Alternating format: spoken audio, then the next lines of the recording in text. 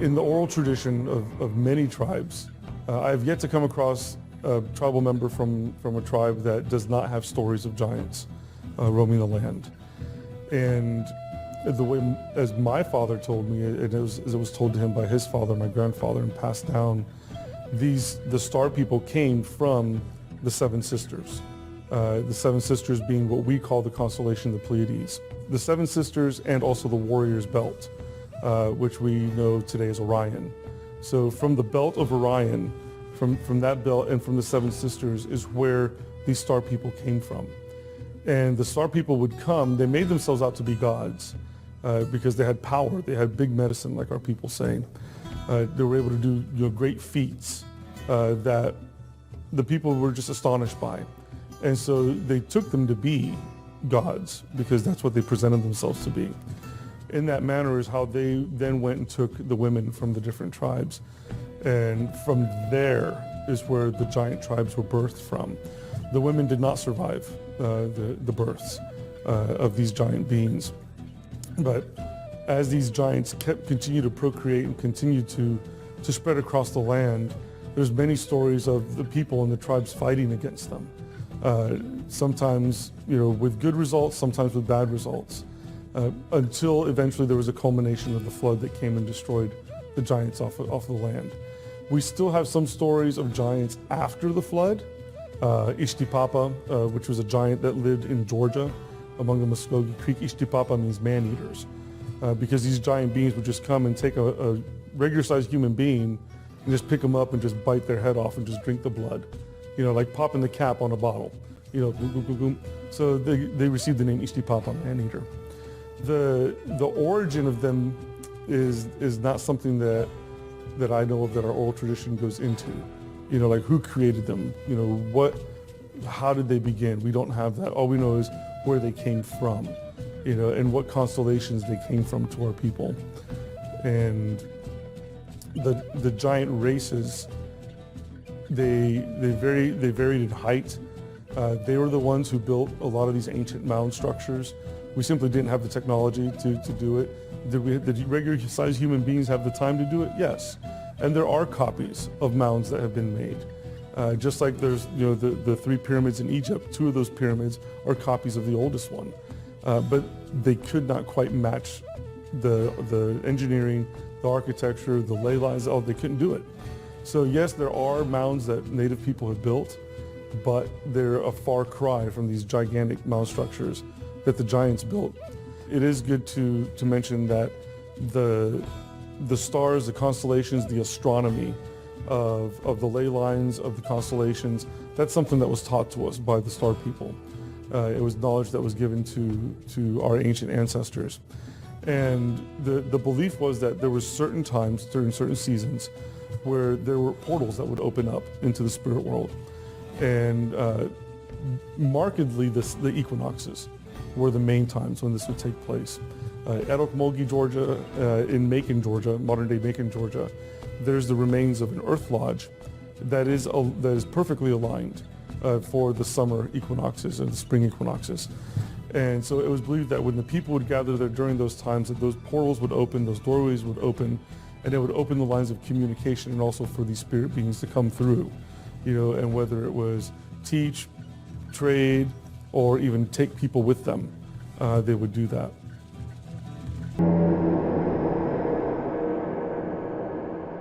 For more than a century, a story has persisted about the skeletons of giants being found in Lovelock Cave in northern Nevada. And for many years, human remains were put on display in museums here and elsewhere, but that changed. Most of the bones and skulls that were once considered to be historical artifacts have been returned to tribes for burial. If oversized bones from the so-called Lovelock giants ever existed, they are no longer available to the public. But their story behind the legend still remains. The I-Team's George Knapp has more. Slicing through the bone-dry Humboldt Sink on a long dirt road, it's hard to imagine that all of this was once underwater. Remnants of a vast ancient lake can still be seen in the distance. For generations of first Americans, this was a lush paradise of tules, fish, and waterfowl. Humans have climbed this same narrow path up the jagged mountain for more than 4,000 years. That's how long indigenous peoples lived in and around the Lovelock Cave. The roof of the cave is still coated with soot from countless campfires lit by ancestors of the Paiutes. According to tribal lore, a race of red-headed giants made its last stand in this cave. Well, among the Paiutes, would most of them say that the giants were real? All that I've talked to say yes. I've never heard anybody say no. Devoy Monk has spent all of her 80-plus years in Lovelock. Her family's home today houses a small museum, jam-packed with artifacts and depictions documenting centuries of native culture and pioneer life. Monk has earned the trust of Paiute elders who say the stories are true, that the red-headed interlopers not only killed but ate their ancestors. My Indian friends tell me they were cannibals, that they set traps, and we have a paper in the other room, that they dug holes in the pathways and where they walked, and then covered them, and then the Indians would fall in, and they said the best part to eat were the thighs. On internet sites and alien-themed TV shows, the gruesome legend has blossomed, but it's hardly new. Versions have been told and retold in magazines, even scholarly journals, for more than a century. Famed Nevadan Sarah Winnemucca first wrote in her acclaimed book that the Paiutes waged a 3-year war against a tribe of red-headed cannibals before trapping and then killing the last of them inside Lovelock Cave. Her book doesn't mention giants, and mainstream archaeologists have vigorously rejected the entire story, to the point that the State Museum in Winnemucca admonishes visitors at its front entrance that the red-headed giants are a myth. There have been skeletons pulled out in the Reed collection, and they found some in there, I believe, that were up to 6'2".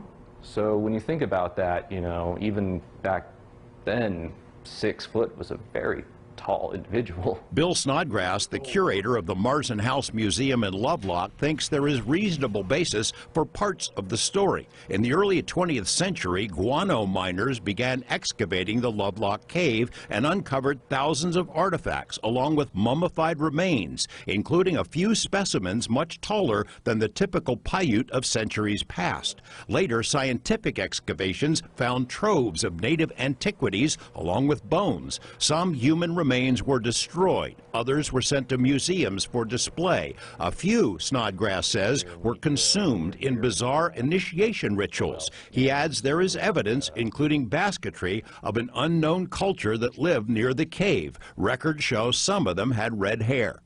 So while I cannot say yes or no they were redheads or not, as, you know, there's even talk that it may have been uric acid changing the color of the hair during decomposition, but there was definitely a different people here. Many, if not most, of the visitors who end up at the Marsden House Museum have questions about the red-headed cannibals. The locals still enjoy the debate. The two of you disagree, but it's a friendly disagreement. Oh, yes. Oh, yes. Not everyone is so friendly about it. They get pretty passionate. No. We've had this discussion. He hasn't convinced me, and I haven't convinced him. George Knapp, 8 News Now. Whether the red-headed giants ever existed, visits to the two museums are worth the drive up to Winnemucca and Lovelock. The Lovelock Cave is in Churchill County, off the beaten path, but not hard to find. We do have links to both museums on our website, as well as articles, pro and con, about the Siteka. That is the name given to the cannibal tribe.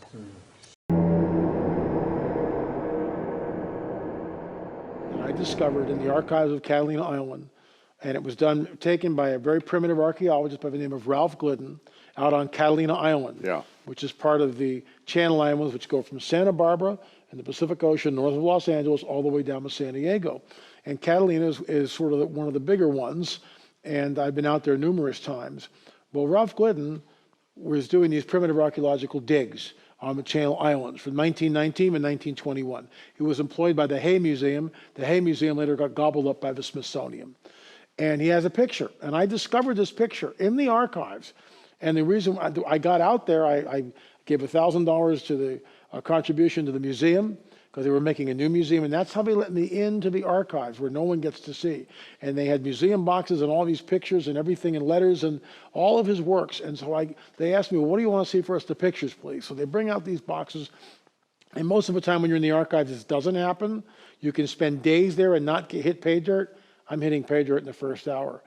And what it was, elongated skulls, 6 fingers on the skeletons, all that was there. And then we got to the Ralph Glidden picture, standing in a recently excavated grave. We can show that on the screen, holding a shovel, and in front of him is a very large skeleton in situ.